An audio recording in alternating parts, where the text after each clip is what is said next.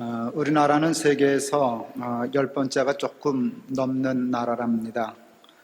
불과 50여 년 전 우리나라는 세계에서 가장 가난한 나라 중에 하나였습니다. 그것을 생각하면 기적도 이른 기적은 없겠다 싶습니다. 한 10년 전쯤 중국의 목회자들을 초청해서 한국에 모셔온 적이 있는데, 양재동에 있는 횃불회관을 숙소로 정하고 공항에서 모시고 오고 있었습니다. 차 안에서 전도사님 한 분이 물었어요. 목사님, 횃불회관에 전화 있나요?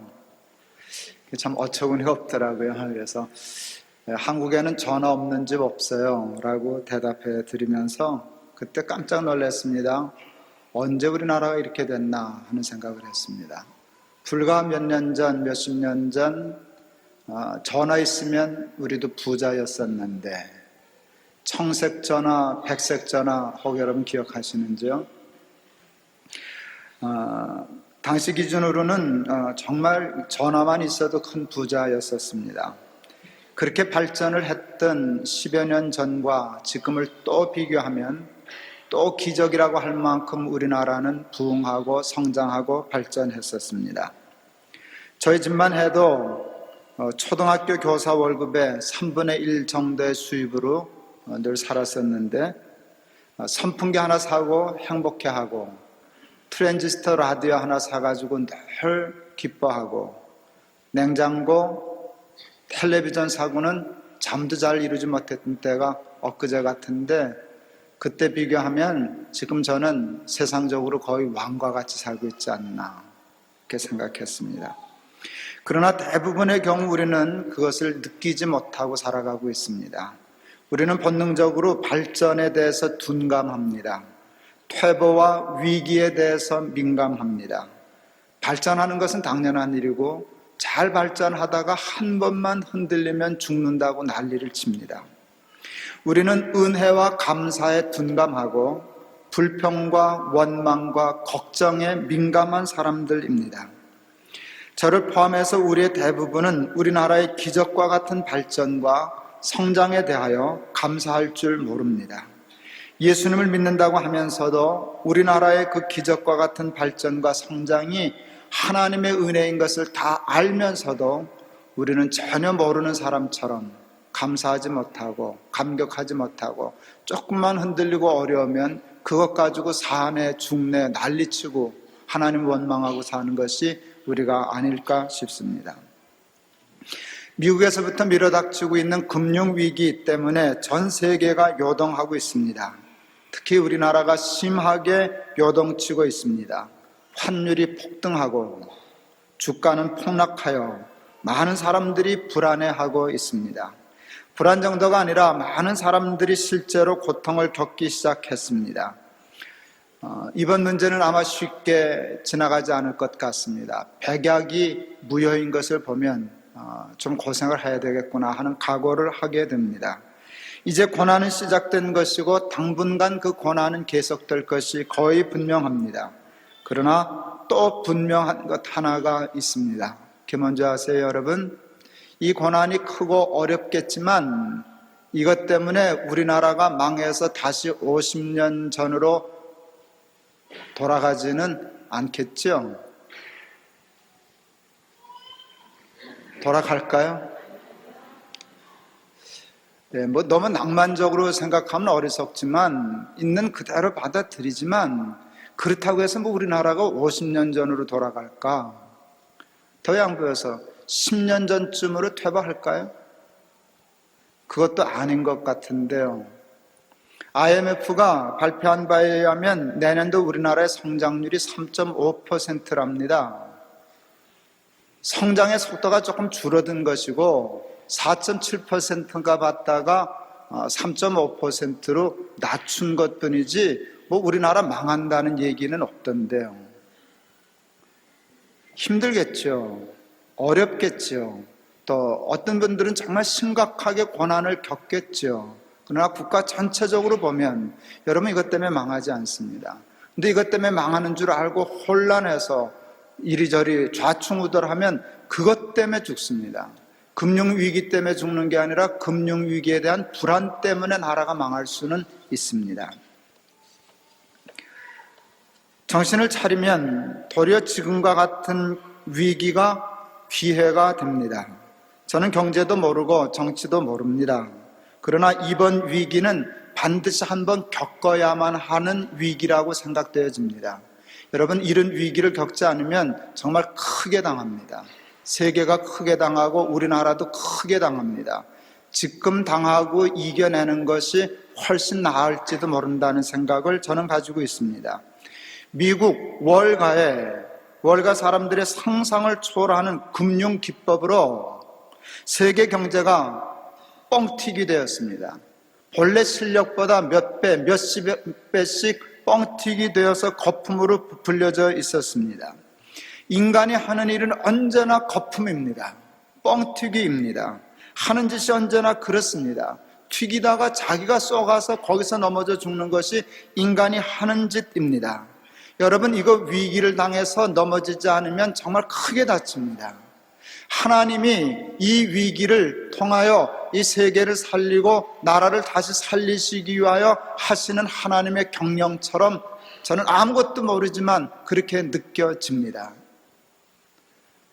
김 목사는 뭐 당장 당하는 게 없어서 저도 힘듭니다. 우리 아들 유학 갔잖아요. 여러분, 900원대 유학 보냈는데 지금 1,300~400원 하면 골치 아파요. 예, 저도 힘들고 제가 힘든 거야 뭐 그까지 힘들겠습니까? 아들 유학 보내고 하는 건 배부른 소리죠. 그러나 어떡합니까? 그렇다고 자빠지겠습니까? 전 늘 생각해요. 선풍기 하나 있을 때도 행복했어. 트랜지스터 하나 더 가지고도 사는데 뭐 괜찮더구먼. 아무리 나빠진다고 그때만큼 나빠질까? 저는 그런 배짱은 있어요. 그런 배짱은 있어요. 뭐 정 안 되면 버텨야지, 견뎌야지. 이것 때문에 죽을까? 이겨내야지. 그런 생각은 제게 있습니다. 가난 때문에 고통을 당하는 나라와 개인에게 이 말은 아주 위험하고 배부른 소리처럼 들려질 수도 있습니다. 그러나 소위 요즘 선진국이라고 하는 나라의 대부분은 필요 이상의 부를 누리며 살아가고 있습니다.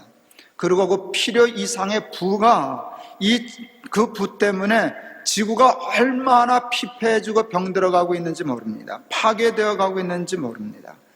지구만 병들어가고 있는 것이 아니라 그 지나친 풍요함을 누리고 있는 선진국 자체도 병들어가고 있습니다. 쉽게 말해서 비만입니다. 고도 비만입니다. 그 고도 비만 때문에 정신적으로 영적으로 얼마나 황폐하고 피폐해져 가는지 모릅니다. 그것은 우리나라도 마찬가지입니다.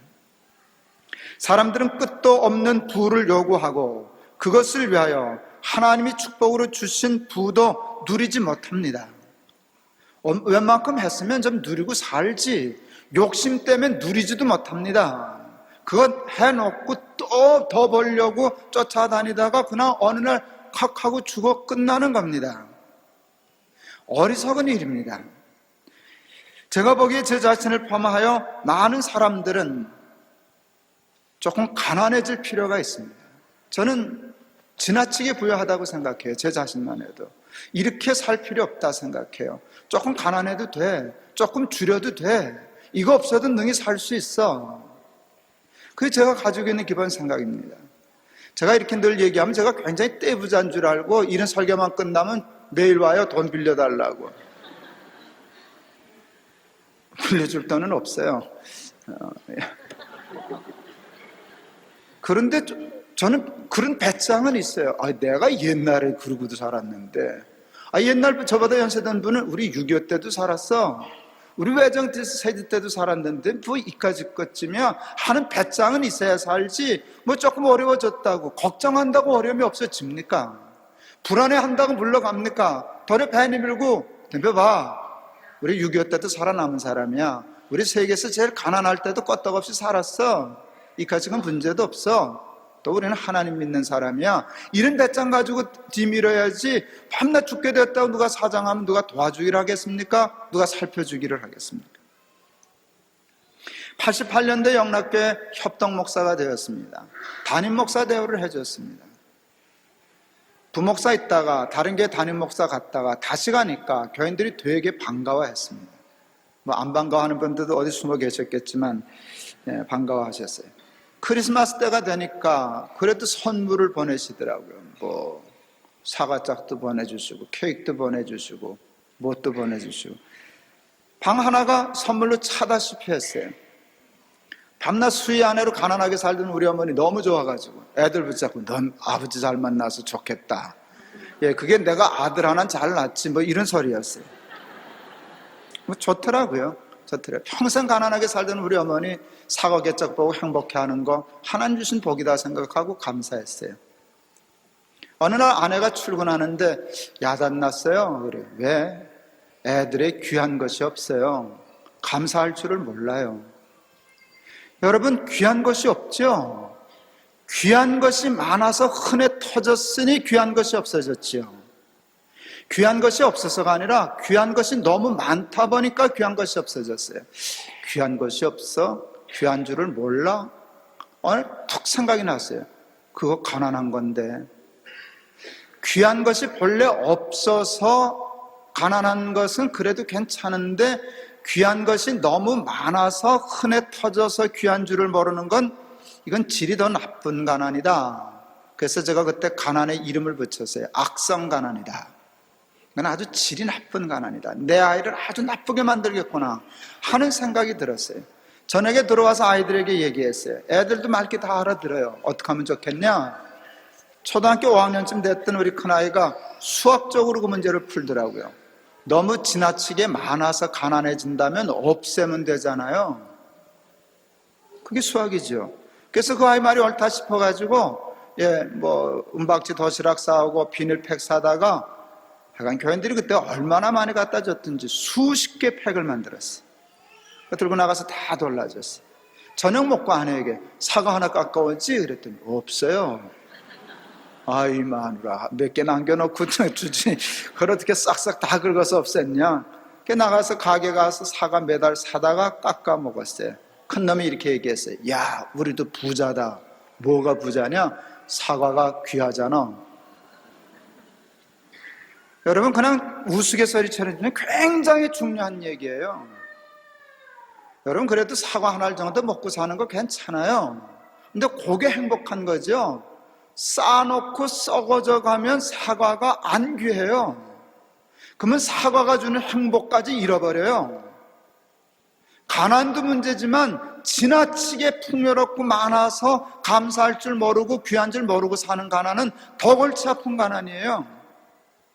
저 미국 한 1년 있다 왔는데요. 거기 골치 아프게 부자 나라예요. 뭐든지 내다 버려요. 너무 풍요로워요. 쓰레기 버리는 거 보면 죄 짓는 것 같아요. 미개한 나라 같아요. 쓰레기 버리는 건 우리나라가 세계 최고 선진국이에요. 분리수거 이거 철저히 하던 이따 가다 보니까 거기 검은 비닐봉투에다 뭐든지 다 갖다 쓸어 담아서 갖다 내다 버리는 거 보면 이건 미국 미개인이다 싶었어요. 여러분, 그것 때문에 그 풍요로움 때문에 그래야 경제가 돌아간다는 논리 때문에 얼마나 지구가 병들어가는지 몰라요. 저렇게 살 필요 없는데 좀 줄여야 되는데 하는 생각했었어요. 여러분, 부여롭게 사는 것만 좋은 게 아니에요. 때로는 정신적으로, 영적으로, 신앙적으로 어려움도 있고요. 가난도 한 거 일부러 자처할 건 없지만 주시면 이번에 정신 차리고 한번 훈련해보자. 이때 정말 우리 한번 건강해보자. 그런 기회로 만들 수는 있다고 생각합니다. 저는 개인적으로 하나님께서 우리나라를 포함한 경제적으로 여유 있는 나라들의 악성 가난의 문제를 해결하시기 위하여 이번에 이와 같은 금융위기를 주셨다고 생각하고 있습니다. 하나님은 언제나 우리가 감당할 수 있을 때 감당할 수 있을 만큼의 위기만 주십니다. 사탄은 감당할 수 없을 때 감당할 수 없을 만큼의 위기를 주려고 하지만 하나님은 감당할 수 있을 때 감당할 수 있을 만큼의 위기만 주십니다. 하나님이 성경에 약속하셨어요. 사람이 감당할 시험 밖에는 너희에게 당한 것이 없나니 오직 하나님은 미쁘사 너희가 감당치 못할 시험 당함을 허락지 아니하시고 시험 당할 즈음에 또한 피할 길을 내사 너희로 능히 감당하게 하시느니라. 고린도전서 10장 13절의 말씀입니다. 힘들고 어렵고 깜깜할 때 죽었구나, 망했구나, 이제는 틀렸구나 할 때 여러분, 그건 사탄에게 썩는 거예요. 아무리 힘들어도 틀린 일은 없어요. 죽을 일은 없어요. 죽을 것 같은 일은 있어도 죽을 일은 없어요. 하나님은 감당치 못할 시험 주시지 않고 하나님은 그거 감당할 만한 능력을 함께 주신다고 하셨어요. 믿으세요. 이번에 위기도 마찬가지예요.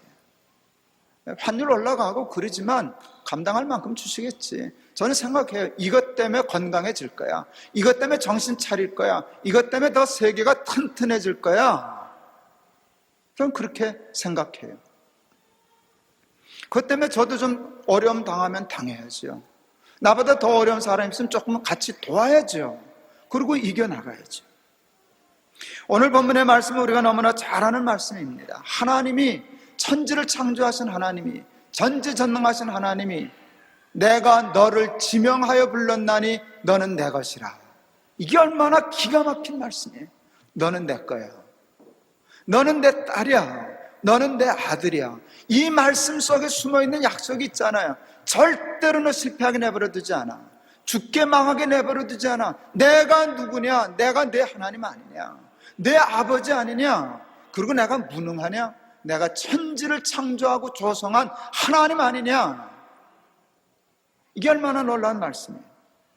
그런데 저는 이해 못할 말씀이 있었어요. 아니, 그런 하나님이 왜 우리를 물 가운데 지나게 내버려 두셔? 왜 강 가운데로 가게 내버려 두셔? 왜 불 가운데로 지나가게 하신대? 처음부터 좀 막아주시지. 물 속에 집어넣고 잡아줄게. 그럴 건 뭐 있어? 잡아서 물에 안 들어가게 하시면 더 좋은데. 하나님의 식이 그래요. 물에 집어넣고 잡아주신다는 거예요. 불을 지나가게 하시면서 막아주신다는 거예요. 그럴 건 뭐 있어? 막아서 불을 안 지나가게 하든가. 그런데 그렇지 않아요. 설교 준비하면서 깨달았어요. 물 가운데로 통과하는 게 우리한테 필요해요. 불 가운데로 지나는 게 꼭 필요해요. 위기가 필요해서 주시는 것이지 심심해서 그러시는 거 아니에요. 하나님도 우리가 물 가운데 지나는 거 마음 아파하셔요. 불 가운데 지나는 거 안타까워하셔요. 그래도 사랑하시기 때문에, 그래야만 하기 때문에 통과시키는 것이에요. 너희들은 그래야 정신 차려. 그런 일이 없다면 우리는 밤낮 죄짓고 욕심에 사로잡혀서 쓸데없는 짓 하고 살지 않겠어요? 하나님 사랑하시는 자마다 근실히 징계하신다 그러시지 않으셨어요? 내가 너 사랑하기 때문에 물 가운데 통과시킬 거야. 불 가운데를 지나게 할 거야. 너 이번에 혼 좀 날 거야. 그러나 혼은 나지만 잊지 말아라. 그래도 내가 너를 붙잡은 손을 놓지 않는다. 물이 너를 침몰치 못할 거다. 그 불이 너를 태우지 못할 것이다. 왜? 내가 내 애비 아니냐? 내가 내 하나님 아니냐? 이게 살아계신 하나님의 말씀인 줄을 믿습니다. 위기는 망하라고 주시는 것이 아닙니다. 위기는 망하지 말라고 주시는 것입니다. 이번 위기도 마찬가지입니다. 이번 위기도 망하라고 주시는 것이 아니라 망하지 말라고 주시는 것인 줄을 믿습니다. 하나님은 우리를 물과 불 가운데로 지나게 하실 때 우리가 다치지 않도록, 죽지 않도록 언제나 우리를 붙드시고 지키시는 분이십니다.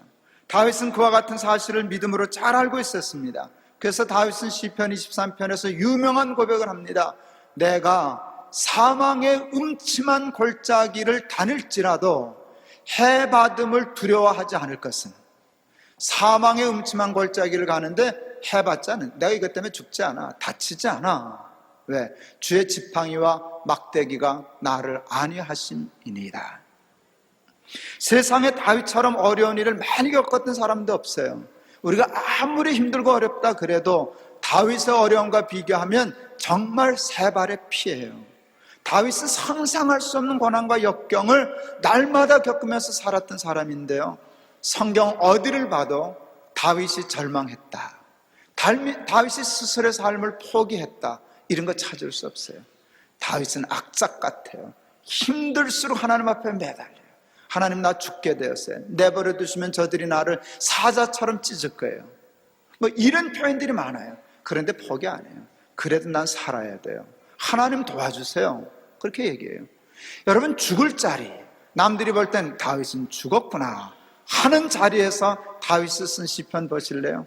내가 산자의 땅에 있으며 여호와의 은혜 볼 것을 믿었도다. 시편 27편.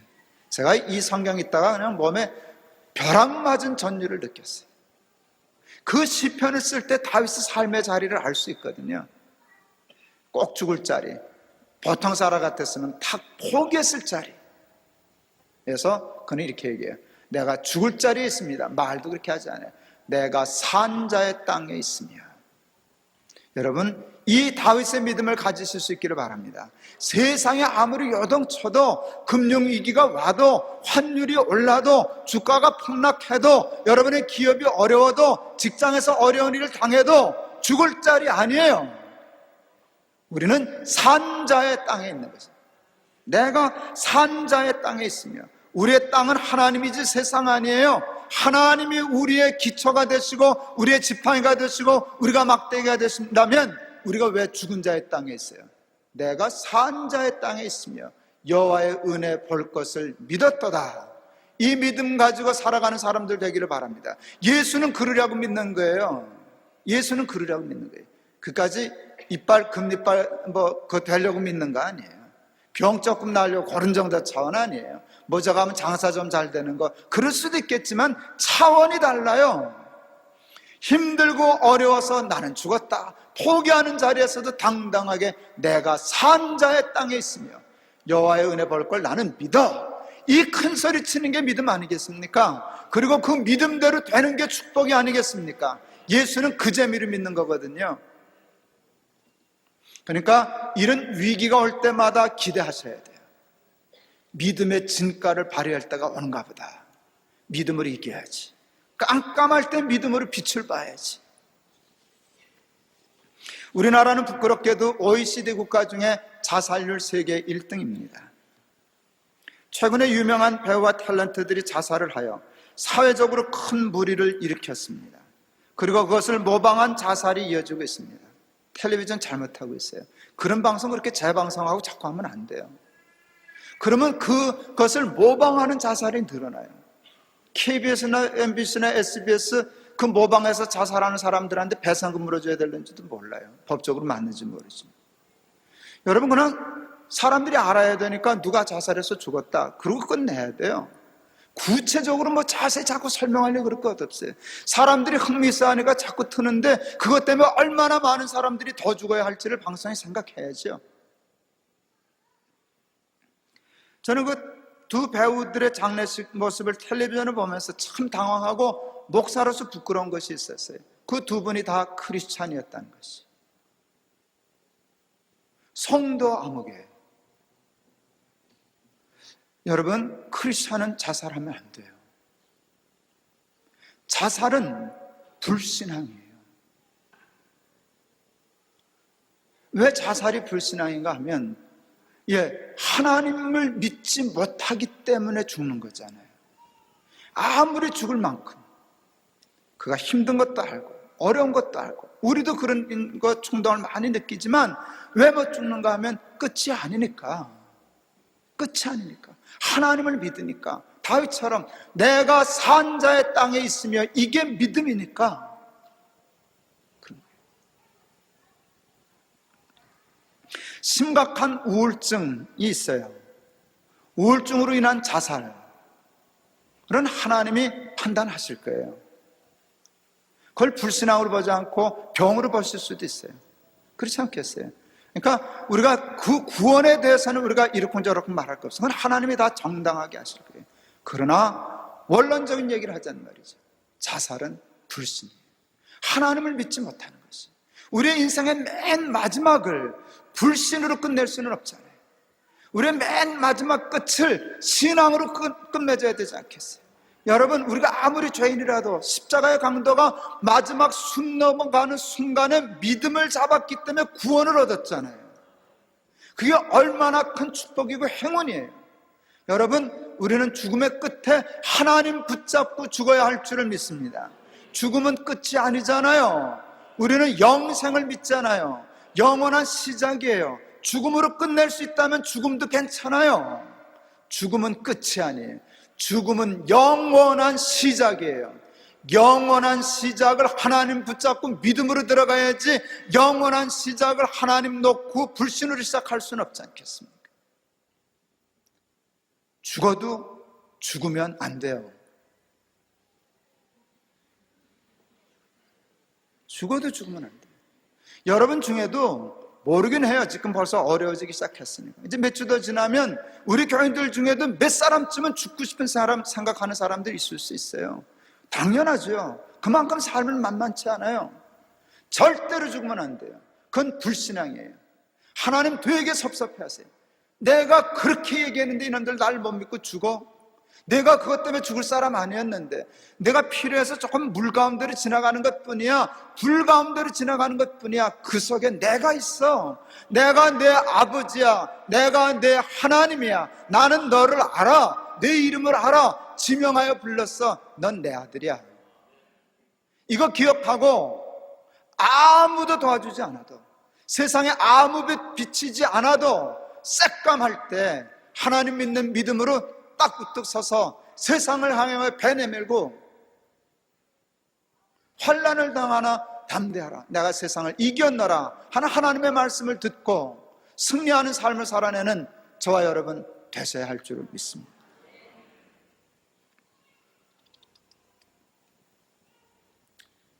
위기가 필요하여 겪게는 하시지만 이 위기로 말미암아 죽고 망하게 하시지는 않습니다. 여러분, 아무리 큰 위험을 이번에 당한다 할지라도 제가 단언할 수 있어요. 여러분 중에 한 사람도 다치지 않아요. 한 사람도 죽지 않아요. 그냥 힘들 거예요. 그냥 힘들 때는 힘들어야지 어떻게 하겠어요? 힘들 때는 힘들어야죠. 뭐 어떻게 할 수 없죠. 그러나 아셔야 돼요. 끝이 있는 고난은 기다리면 되는 거예요. 기다리면 되는 거예요. 시간이 가면 되는 거예요. 하나님의 때가 되면 풀리는 거예요. 물이 너를 침몰치 못할 것이다.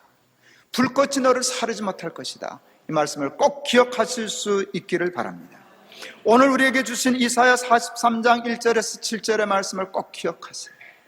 힘들 때, 정말 죽고라도 싶으실 때 얼른 성경 찾아서 읽으세요. 내가 너를 지명하여 불렀나니 너는 내 것이라. 물 가운데를 지날지라도, 강을 건널 때에도, 불 가운데를 지날지라도 침몰치 못하고 불꽃이 너를 사르지 못할 것이다 하는 살아계신 하나님의 음성을 듣고 이 믿음 때문에 능히 이겨 살 수 있는 우리 모두가 되실 수 있기를 주의 이름으로 축원합니다. 죽으면 안 돼요.